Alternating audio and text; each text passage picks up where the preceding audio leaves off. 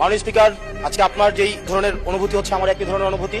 কারণ নিয়মের বেড়াজালে আপনাকে কখনো কখনো আটকে দেওয়া হয়, আবার আমাকেও কখনো কখনো আটকে দেওয়া হয়।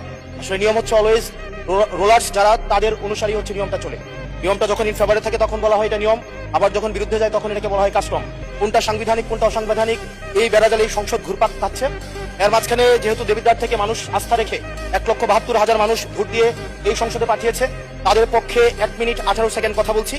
আমার দেবিদ্বার থেকে চান্দিনার একটা রাস্তা আছে, এই রাস্তা দিয়ে 2 লক্ষ মানুষের যাতায়াত। মাননীয় স্পিকার, 2 লক্ষ মানুষের যাতায়াত হলেও এই রাস্তাটা মাত্র 12 ফিট, অর্থাৎ 2টা সিএনজি একসাথে 2টা ক্রস করতে পারে না। আমাদের ওখানে 11টা ইউনিয়নের মধ্য দিয়ে রাস্তাটা গিয়েছে।